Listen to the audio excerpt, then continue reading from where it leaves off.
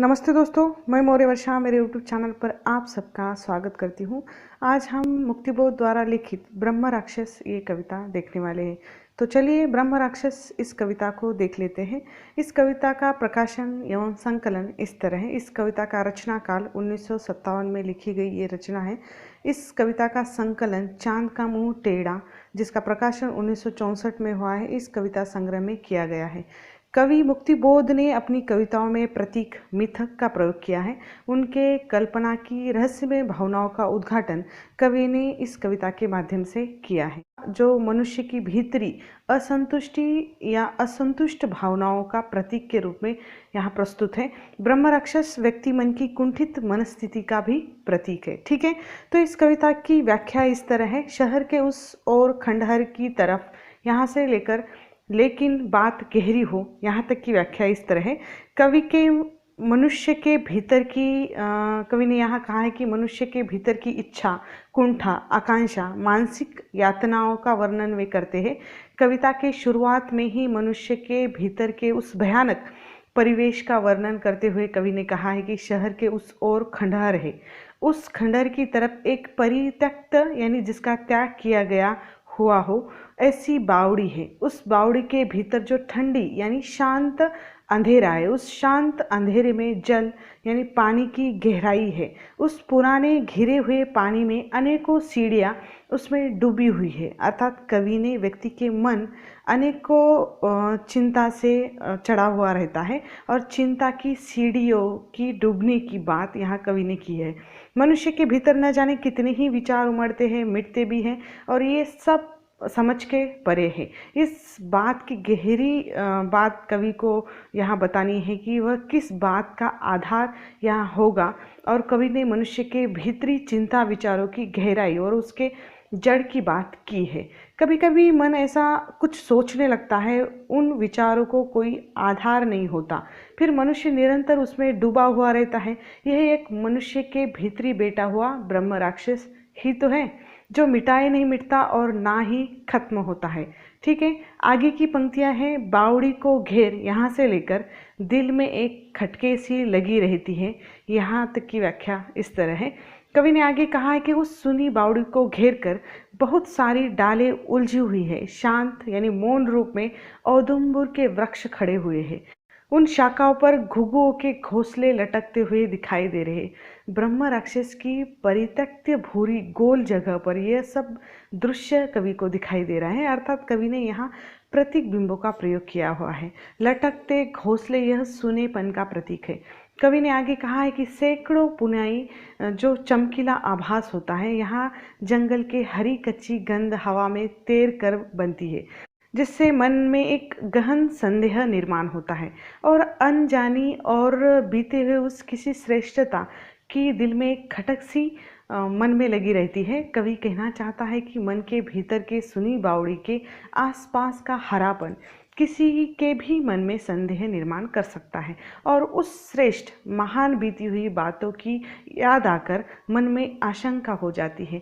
यहाँ स्पष्ट है कि उस अतीत की बौद्धिकता की श्रेष्ठता के प्रति कवि के मन में आशंका है। अर्थात मनुष्य भी अपने अतीत की अच्छाई को याद करते हुए वर्तमान को संदेह की दृष्टि से देखता है। ठीक है, आगे की पंक्तियां हैं। बावड़ी की इन मुंडेरों पर, यहाँ से लेकर शून्य अंबर ताकता है, यहाँ तक की व्याख्या इस तरह है। कवि ने आगे सुनी बावड़ी का वर्णन करते हुए कहा है कि इस बावड़ी के दीवार के ऊपरी भागों पर मनोहर सुंदर कन्हेर हरी कुहनी टेक कर बैठी हुई है। अपने टगर यानी वर्ग या अपनी श्रेणी को लेकर वह फूल रही है। तारे जैसे सफ़ेद उसके पास लाल फूलों का लहकता गुच्छा या समूह लेकर वह बैठा हुआ कनेर है। वह हमें बुलाती है एक खतरे के तरफ, जिस ओर अंधेरा अपना खुला हुआ मुंह लेकर बावड़ी का है, जो शून्य यानी शांत अंबर यानी आकाश की ओर ताकता है। अर्थात कवि यहाँ कहना चाहते हैं कि इस सुनी बावड़ी पर एक हरी लता और कनेर है जो कवि मन को आशावादी बनाती है, किंतु वही लाल कनेर एक खतरे का इशारा भी है या खतरे की ओर इशारा भी करती है, जहाँ बावड़ी रूपी मानवीय मन के अंधेरे की ओर संकेत करती है। और वह बावड़ी रूपी मन शांत प्रतीत होने वाले आकाश की ओर देखता है। यहाँ मनुष्य के मन की गहराई का वर्णन कवि ने किया है। मनुष्य मन अपने ही मन की उलझनों में उलझा हुआ रहता है और उसमें आशावादी दृष्टिकोण भी रखता है। ठीक है, आगे की पंक्तियां हैं, बावड़ी की उन गहराइयों में शून्य, यहाँ से लेकर फिर भी मैल, यहाँ तक की व्याख्या इस तरह है। कवि ने आगे कहा है कि व्यक्ति मन के ब्रह्म राक्षस का उन्होंने वर्णन किया है। बावड़ी की उन गहराइयों में शून्य यानी जिसका कोई मोल नहीं है, ऐसा ब्रह्म राक्षस घुस कर या बलपूर्वक प्रवेश करके बैठा हुआ है और वह भीतर से उमड़ती हुई हड़बड़ाहट के वजह से या हड़बड़ाहट के वह शब्द आवाज रूप में पागल जैसे गूंजने लगते हैं। उस गूंज में गहन अनुमानित यानी जो अंदाजन है भरी हुई है। कवि कहते हैं कि जब व्यक्ति के मन की गहराइयों में अनेकों प्रश्न उभरते हैं और तो वह व्यक्ति अपने मन ही मन बड़बड़ाता रहता है। उस बड़बड़ाने के शब्द पागल से लगने लगते हैं कवि को और वह पूर्णतः अनुमानित रहते हैं। तन या शरीर की मलिनता दूर करने के लिए प्रतिफल या प्रतिकार पाप की छाया दिन रात स्वच्छ करने के लिए वह ब्रह्म राक्षस घिस रहा है, यानी मन के मेल साफ स्वच्छ बनाने के लिए वह प्रयत्नशील है। अर्थात ब्रह्म राक्षस निरंतर अपनी देह, हाथ के पंजे, बाह, छाती, मुंह सब बराबर साफ कर रहा है और बहुत ही अच्छी तरह से साफ कर रहा है, फिर भी मैल है कि निकलने का नाम ही नहीं ले रहा है। अर्थात मन में जो अपराध रूपी मैल जमा हुआ है, जो अपराध बोध बैठा हुआ है, वह निकलने का नाम ही नहीं ले रहा है। अपराध बोध से ग्रसित वह अपने शाप में ढोए जा रहा है ब्रह्म राक्षस। ठीक है, आगे की पंक्तियां हैं, और होठों से यहाँ से लेकर झुककर नमस्ते कर दिया, यहाँ तक की व्याख्या इस तरह है। कवि ने आगे ब्रह्म राक्षस का वर्णन करते हुए कहा है कि जब वह कुछ अपने आप में बड़बड़ा रहा है और उसके होठों से कोई क्रुद्ध क्रोधित स्त्रोत मंत्रोच्चार या शुद्ध संस्कृत गालियाँ भी ज्वार जैसे ऊंचे स्वर में उठने लगी हो कि वह उसके मुंह से निकल रही है, उसके मस्तिष्क या शीश की लकीरें आलोचनाओं के चमकते तार बुन रही है, यानी तरह तरह की भावनाएं या विचार उसके मस्तक में उमड़ रही है जैसे कोई तार बुन रहा हो। वह एक प्रकांड विद्वान है, आलोचना भी कर रहा है, वह ज्ञानी भी है, जो उसका अखंड पागलपन का प्रभाव उसके प्राण में बह रहा है, वह संवेदना अशुभ है। ऐसे तरह तरह के विचार भावनाएं उस कुंठित क्रोधित ब्रह्म राक्षस के भीतर चल रही है, किंतु यह जो गहरी सुनी बावड़ी के भीतर दीवार पर तिरछी गिरी हुई सूर्य की किरणें हैं, यह देखकर उसे अहम होता है। यह जो किरणें पड़ रही है वह उड़ते हुए परमाणु है, ऐसा उसे आभास होने लगता है।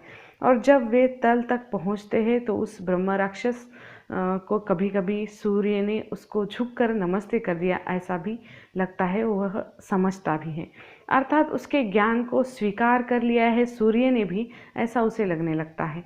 ठीक है, आगे की पंक्ति है, पत भूलकर जब चांदनी, यहाँ से लेकर उन घनी गहराइयों में शून्य, यहाँ तक की व्याख्या इस तरह है।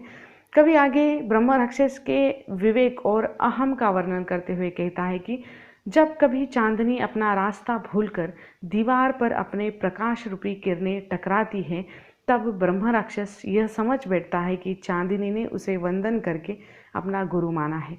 अति कुंठित और प्रफुल्लित तन मन से ब्रह्म राक्षस यह अनुभव करता है कि आकाश ने भी नम्रता के साथ उसकी श्रेष्ठता स्वीकार कर ली है। यानी कवि के कहने का अर्थ यह है कि मनुष्य जब अत्यधिक ज्ञान प्राप्त करता है तो संपूर्ण ब्रह्मांड को तुच्छ मानने लगता है।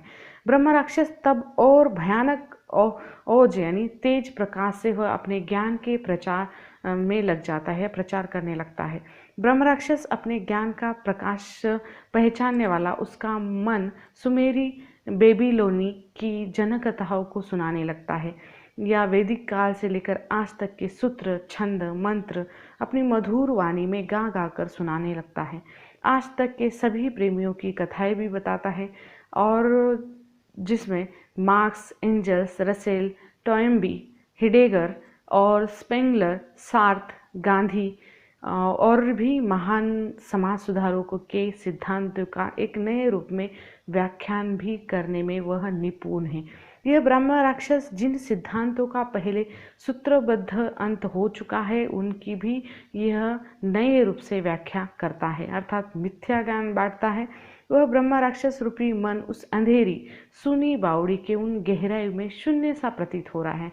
ठीक है, आगे की पंक्तियां हैं, ये गरजती गूंजती आंदोलिता यहाँ से लेकर जो बावड़ी में अड़ गई, यहाँ तक की व्याख्या इस तरह है।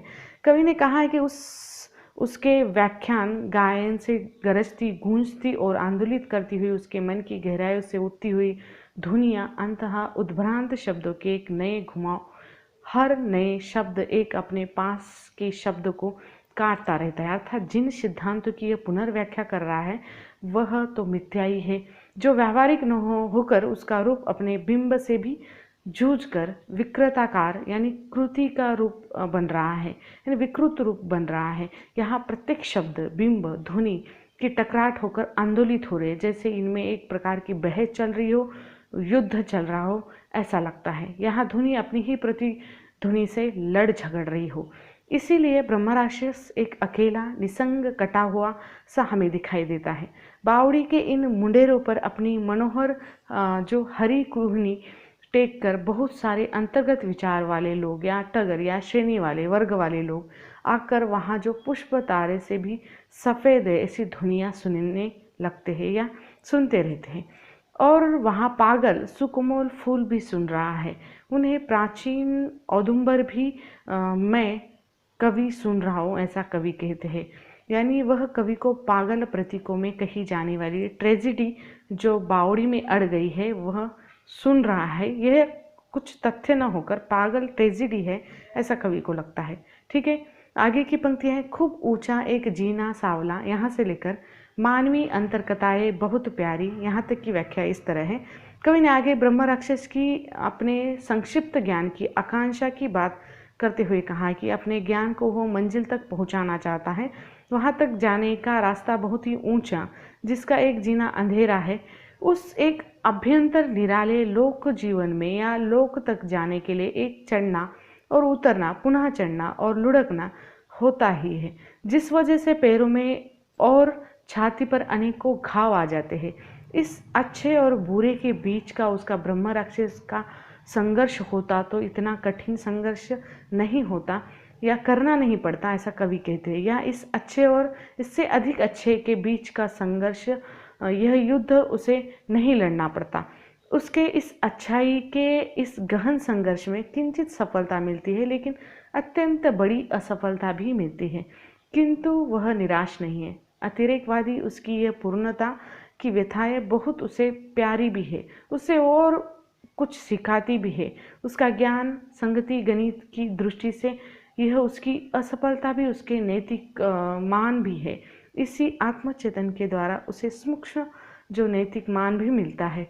उस इच्छित इच्छाओं की पूर्णता की तुष्टि करना या उसका समाधान करना कब आसान रहा है। मानव मन की अंतरकथाएं बहुत सुनाई जाती है, जो कथाएं सुनने में बहुत प्यारी है, किंतु मार्ग बहुत कठिन है, ऐसा कवि को लगता है। अर्थात ब्रह्म राक्षस का एक संक्षिप्त ज्ञान उस सुनी बावड़ी से कैद न होकर अतिरिक्तवादी पूर्णता की ओर बढ़े और ब्रह्म राक्षस का ही यह अपूर्ण आकांक्षा जो है वो पूर्ण हो जाए। यह अतिरिक्तवादी जो पूर्णता की व्यथा है उसे अच्छी लगती है। यहाँ ब्रह्म राक्षस की असफलता का वर्णन कवि ने किया हुआ है। ठीक है, आगे की पंक्ति है, रवि निकलता, यहाँ से लेकर एक शोधक की यहाँ तक की व्याख्या इस तरह है। कवि ने आगे कहा है कि उस सुनी बावड़ी पर जैसे ही सूर्य निकलता था, उसके साथ ब्रह्म राक्षस के मन में चिंता में चिंतित होने के लिए वह निकला हो, ऐसा आभास होता था। उस बावड़ी के दीवारों पर वह लाल नदी सी प्रवाहित होकर उसके साथ मिल रही हो, चांद की श्वेत या सफ़ेद चांदनी उसके घाव पर धुली हुई पट्टियाँ बांध रही हो, उसके मन के उद्विग्न भालों पर सितारे भी छोर या अंतिम किनारा तक फैले हुए हैं। यानी आसमान में जिस तरह तारे फैले हुए रहते हैं, वैसे ही अनगणित दशमलव से दशमलव बिंदुओं तक से सर्वत्र गणित के मैदाने फैले हुए हैं। उसके मन में अपनी ही भावनाओं में उलझा हुआ है, वह अपने ही गणित को सुलझा न पाने के कारण मारा जाता है। लेकिन कवि कहते हैं कि वह मारा तो गया, परंतु वह संघर्ष और शोधक के काम भी आ गया। वह शोधक के कार्य में पसरा पड़ा है, इस कारण एक शोधक की वृक्ष सी बाहें खुली हुई है। यहाँ ब्रह्म राक्षस की निराशावादी मृत्यु दिखाई दी गई है। ठीक है, आगे की पंक्ति है, व्यक्तित्व वह कोमल स्फटिक, यहाँ से लेकर निरंतर चिलचिलाती थी, यहाँ तक की व्याख्या इस तरह है।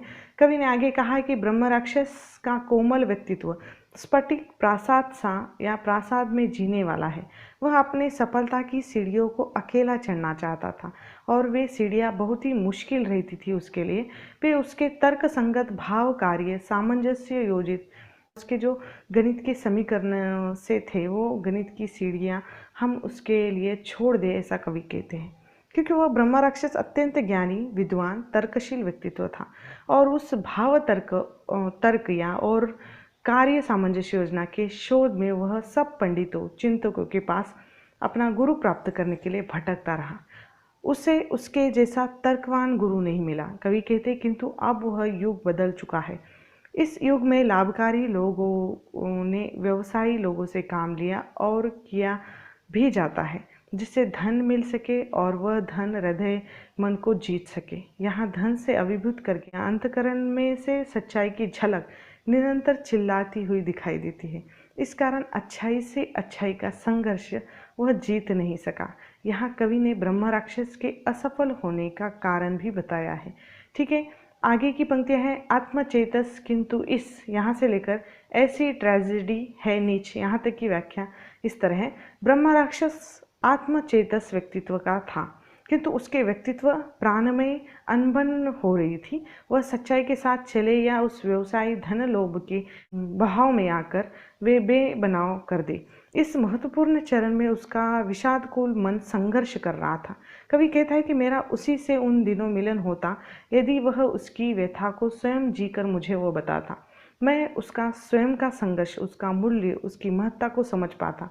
वह महत्ता प्राप्त करना चाहता था, किंतु पहले ही मारा गया। कवि को उससे संवेदना है। कवि कहते कि हम उसके बताए हुए ज्ञान का उपयोग करते और उसके आंतरिकता का संघर्ष, गुण, महत्व मैं यानी कवि सबको बताना चाहते थे, सबको बताता अगर वह उन दिनों मुझे मिला होता। और वे कहते हैं कि वह ब्रह्म राक्षस अपने ही भावनाओं और ज्ञान के भीतर पिस गया था, जिसमें बाहरी और भीतरी संघर्ष ने उसे हरा दिया था। ऐसी ही उस ब्रह्म राक्षस की ट्रेजेडी रही है। यहाँ कवि ने बुद्धिजीवी वर्ग की व्यथा कथा बताई है। ठीक है, आगे की पंक्तियाँ हैं, बावड़ी में वह स्वयं, यहाँ से लेकर पहुँचा सकूँ, यहाँ तक की व्याख्या इस तरह है। कवि उस ब्रह्म राक्षस के करुण मृत्यु से व्यथित होता है और वह अपने ही सुनी बावड़ी में स्वयं पागल प्रतीकों में निरंतर अपने ज्ञान को कहते हुए उस कोठरी में किस तरह अपना ही गणित करता रहा और मर गया। अपने उलझनों में फंसकर वो मिट गया। जिस तरह सघन यानी घने झाड़ियों में या कटीले अंधेरे बिल में जिस तरह पक्षी मरा पड़ा है, वैसे ही वह उस पक्षी सा इस समाज से विदा हो गया। वह ज्योति यानी उसकी कृति, उसका ज्ञान अनजान ही रह गया और सदा के लिए लुप्त हो गया।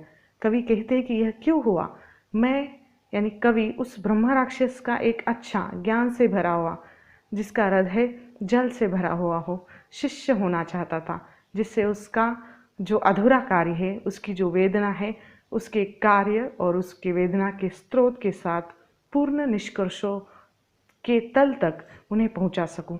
किंतु अब वह नहीं रहा और उसका ज्ञान भी नहीं रहा।